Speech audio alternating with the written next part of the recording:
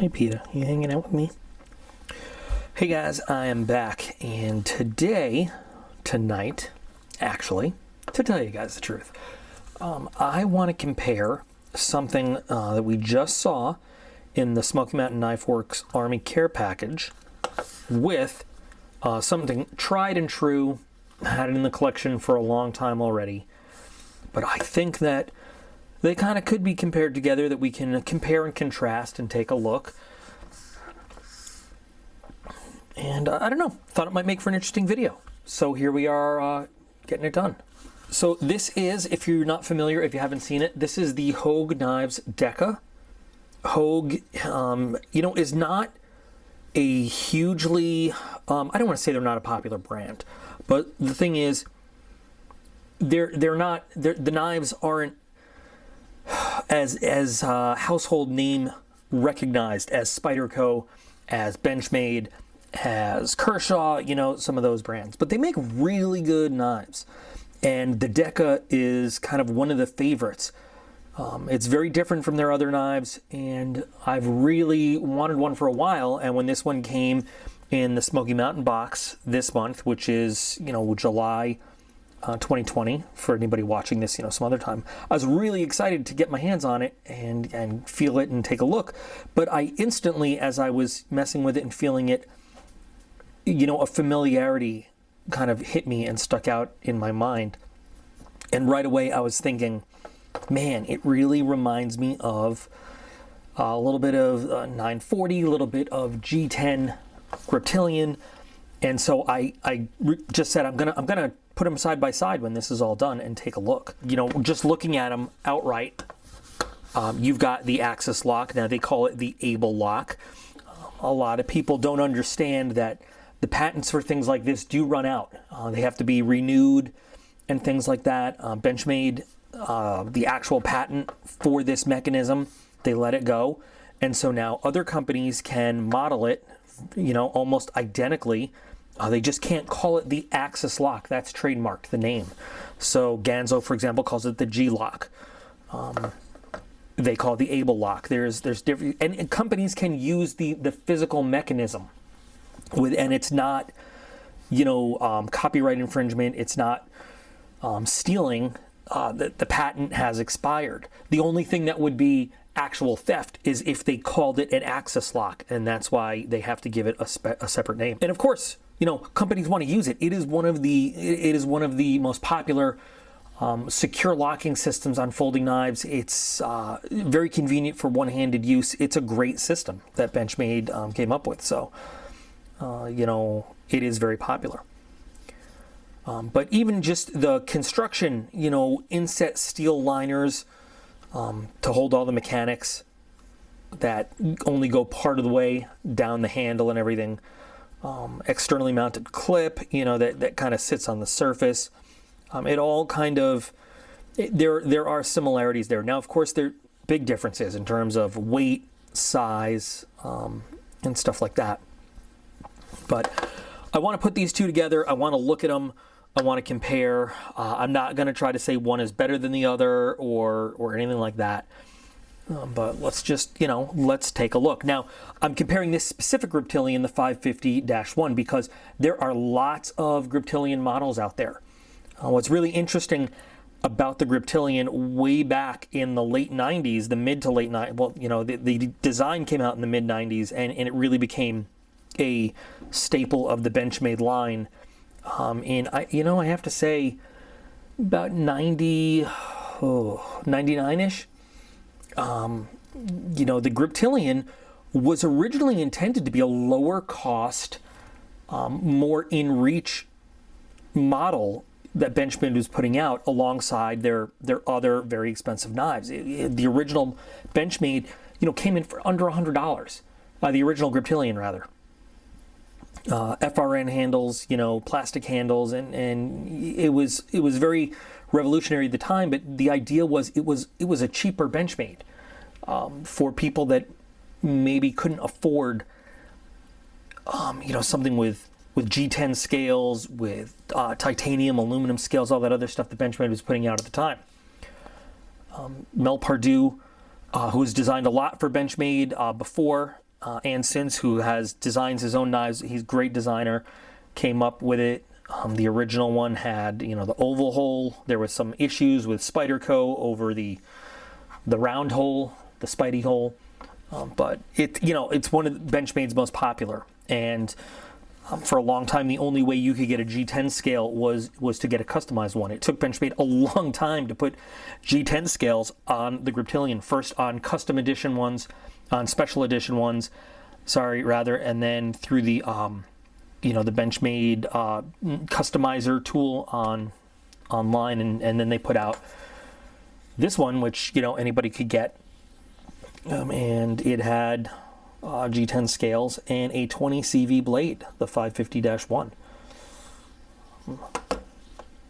Fast forward quite a while to the Deka. Hogue knives are very famous for having a big chunky appearance and having very nice milled aluminum scales and everything, and button lock operation. The Hogue Deka, though, is a big change from what they normally make.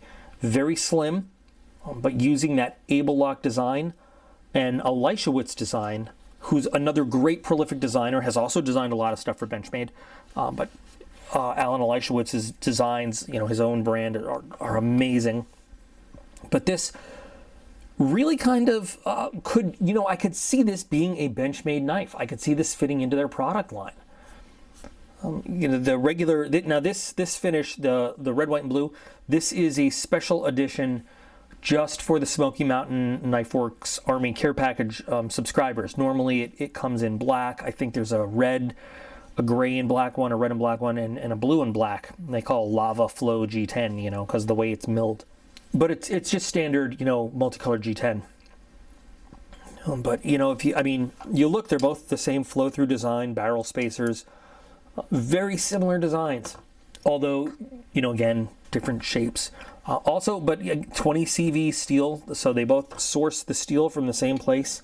Crucible Materials, Crucible Products. 20 CV steel is a fantastic steel. It is a great steel. It's a super steel. The construction of this Griptilian is quite a bit different than standard Griptilians, because standard Griptilians don't have this flow through. They have little brackets inside the actual plastic scales where everything screws together. So it doesn't have the nice barrel spacers and everything. It doesn't have kind of nut and bolt sort of construction like this. It just has screws in one side that go into the other. The Deka, you see, has screws on both sides that fasten into the barrel spacers in the middle, and then screws that hold the scale to the inset steel liners. These are the screws that hold the Benchmade to the inset liners there. And like I said, both of them, if you can take a look, if you can see in there, the liners, the steel liners themselves, are actually a very, very small portion of what you're holding on to here. Now, these also happen to have, blue G10 layered on the gray G10 scales, but the steel that all the mechanics are built into are very, very small. A very small percentage. So it's a lot lighter weight than if they had just thrown steel. And that's kind of what Ganzo does on their copy of the 551. They just have steel sandwiched in there, which is why it's quite a bit heavier. Now, the G10 version, of course, much heavier than the plastic. The Deka, they did the same thing, but even smaller. So I don't know if you can see it at all in there, but you can see the steel. Now, in order to make room for the mechanisms and the Omega springs for the locks, there's a little milled out version of the G10. That little pocket sits right underneath that steel, and that allows movement of the lock and free movement of the springs inside there so that the knife can actually move. Otherwise, the springs would just be crushed up against the steel in both cases. So, one of the challenges of doing custom scales for the Griptilian early on, before Benchmade offered them themselves, and it was up to just custom folks. If you didn't have a drill press or something to where you could repeatably make even depth cuts, you had to take a Dremel and really carefully kind of mill out that area. And once you started doing it, it wasn't too bad, but you know, that's the way you do it if you're making scales for knives with access locks, to make sure that there's still room for that that omega spring to move and squunch up in there. So the first thing you notice when we hold these two together is size. The Benchmade is bigger in all respects. The Benchmade blade is just a wee bit bigger. Okay, the Benchmade blade is 3.45 inches compared to 3.25 inches on the Hogue. Overall, your Benchmade is 8.07 inches to 7.5 inches on the Deka. The Benchmade blade is even just a tiny bit thicker. Now, it actually, you know, the difference looks a lot more dramatic when you look at it there. But when I tell you the measurements, it's 0.09 inches thick versus 0.12 inches. So it's really not that much if you think about it. But when you look at it, it looks like a much thicker piece of steel. And it's not, you know, a huge dramatic difference. But all around, the Griptilian is a bigger, thicker knife. Does that translate to a tougher knife? Well, you know, maybe yes and no. It really depends on how the blade is, you know, heat treated. It depends on the construction of the knife overall. These being so similar in construction and everything, maybe that does lend to a little bit of toughness. But in reality, these are both EDC knives. Neither one of these is really going to be a hard use knife, a hunting knife, a survival knife, you know, maybe light camping. But they're EDC blades, so you're not going to be doing anything crazy with them. The biggest difference when you really think about it, though, the Benchmade is a lot heavier. It's 4.17 ounces compared to 2.3 ounces. And you know what? I don't have the measurement for the width of the handle, but you can see the difference there. But you can, I mean, you feel that weight difference picking it up. When I first picked up the Deka, I couldn't believe how light it is. And a lot of that goes to, of course, the size difference, the width difference. This is all solid G10 here, all right? So that adds a lot of weight. And they don't have that extra on the Deka at all. And the Deka also includes less steel inside. And when you look at the two together, you can really see the difference, the size in the steel liners in there. The Deka has a lot less steel going on. That doesn't make it a weaker knife. Again, you know, I think after they kind of took a look at the way the grip was made, they said we just don't need that much steel in the liner for an EDC type knife. So there's less in there. For comfort and everything, you know, I think you'd have to hold it yourself. Even the features on the design are so similar, with your jimping up the thumb ramp portion of the blade. Of course, this one has the round hole, whereas the 551, the drop point blade, would have the thumb studs. This also comes in a Wharncliffe blade, but you know, this is the one I have here. I like this one anyway. But they're both pretty comfortable. I'm leaning towards the Griptilian in terms of comfort, just because I do like the feel of the thicker blade in my hand. It's a little bit of a larger knife. It feels a little more natural, I got to be honest. Although I love the lightweight feel of the Deka. I really do like this one. But because the knife is so thin overall, it kind of allows that clip to be a little bit more prominent when you hold it. Because of the way this fills out the interior of the palm, it kind of allows the hand to wrap around that clip without it feeling so prominent, and it just sort of disappears in a way, for lack of a better word, when you're holding it.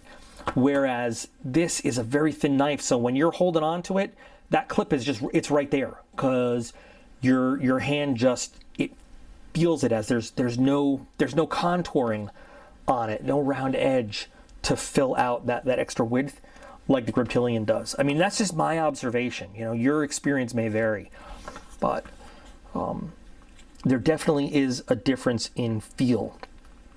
The clips themselves, the funny part is if you kind of put them even surface with the knives, they're about the same distance raised up,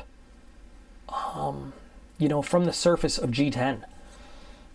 The new style Benchmade deep carry clip is standard with the 550-1, whereas you have to get yourself an aftermarket clip for the Hogue to be deep carry, which I'm always in favor of deep carry clip. That is always kind of my favorite. Now this has not been carried all that much, and it's been cleaned and put together a little bit tight as I usually do. So it doesn't have the action that this one does, but this is right out of the box. This is like a finely cleaned and tuned Griptilian. Griptilians don't come this loose, and there's no blade play on this at all. So the engineering on the Hogue is excellent. I mean, take it out of the box and it's ready to go. A Griptilian, you usually have to give a little bit of oil, and you need to get that pivot just right for it to be loose like that. Yeah, you got to work with it a little bit. I'd say that the mechanics on the Deka are amazing, outstanding. I've never had a Griptilian, and I have a bunch of Griptilians, I do, right out of the box that's as smooth and as workable as this. It just, there we go. It feels so perfect in your hand. The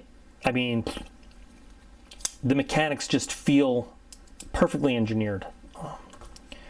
And not loose like it's not made right. I mean, loose like the blade just wants to operate. So it's really, really, really nice to operate with one hand. This is the kind of mechanics that a knife like this should exhibit.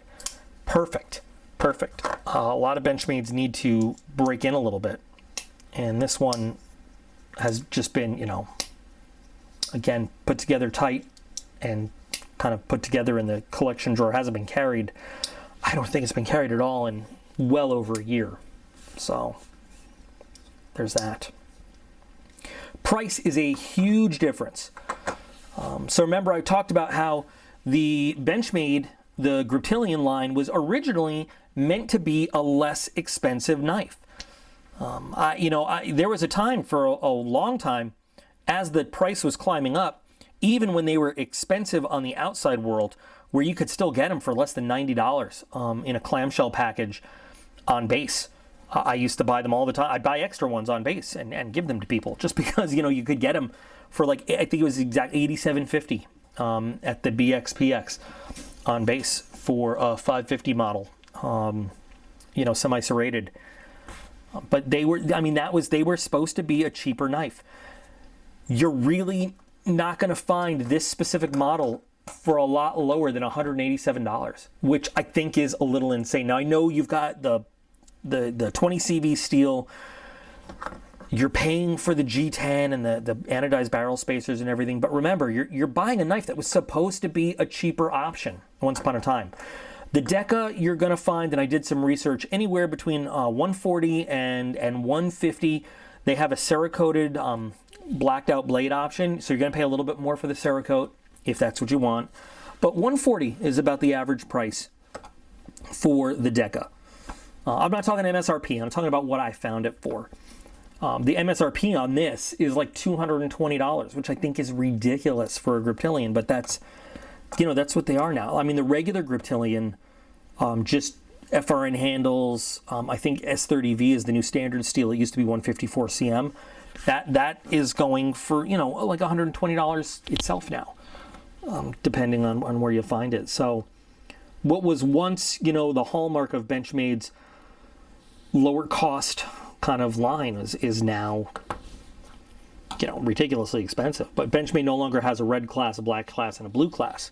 So, with all the differences in mind that we talked about, which knife do you think would be a better value for you? Well, I don't know. I gotta say, I'm very impressed with the Hogue, with its mechanics, with its weight savings. You're talking about the same blade steel. You're talking about nearly the same size.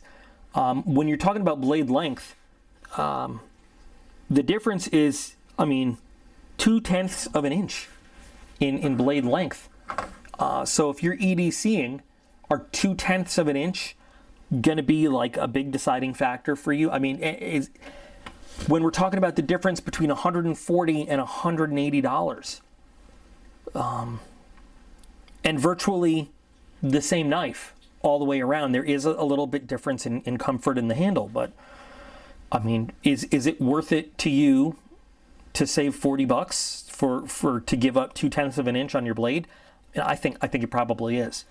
Unless you do have those giant hands that need the extra little bit on the Griptilian. And like I said, I have to say, I think it's a little bit more comfortable, and I do have big hands. Here's how the Griptilian fills out my hands, and here's how the Deka fills out my hands.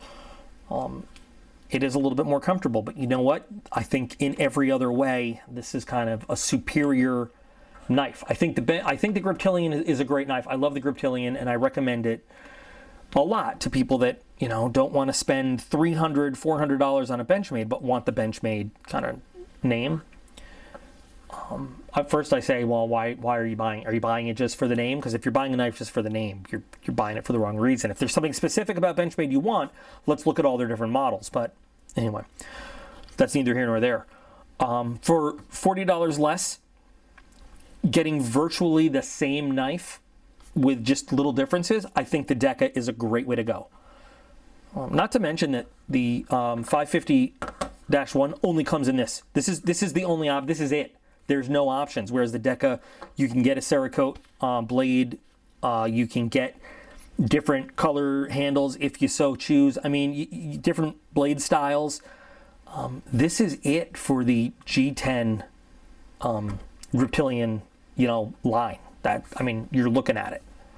That's it, period. So I would really suggest that if you're in the market for the Benchmade 551, take a look at the Deka. At least, I always say, look, if you're in the position to go to a real live brick and mortar store and put a knife in your hand before you buy it, do that, because that is the best way to know if that is the knife for you. Absolutely. I understand that at this day and age, those kinds of stores are not as available as they used to be. A lot of your shopping has to be done online, looking at stuff. So I hope that some of the information I'm putting out here can help somebody, one or two of you guys in the future. But absolutely look into the Hogue Deka if you're considering the 550-1. Unless you specifically want the bigger, heavier knife in your pocket, this is a great option. I wish it was mine. It's not mine. I wish it was, but I'm going to get one. Definitely going to get one. I think it's a really fine blade. They're both good knives. They're both great quality. They're both gonna be with you, and both companies have great customer service and everything. But save yourself a little bit of money. Get yourself something a little bit different that not everybody has. Something that's gonna turn a head or two and make them say, hey, what do you got there? And something that is really gonna be a nice piece, part of your collection. Those are just my thoughts, and your opinions may vary. I'd love to hear everybody's opinion on this, though. 551-1 versus the Deka. Anybody out there that owns both and wants to chime in and has an opinion, please do.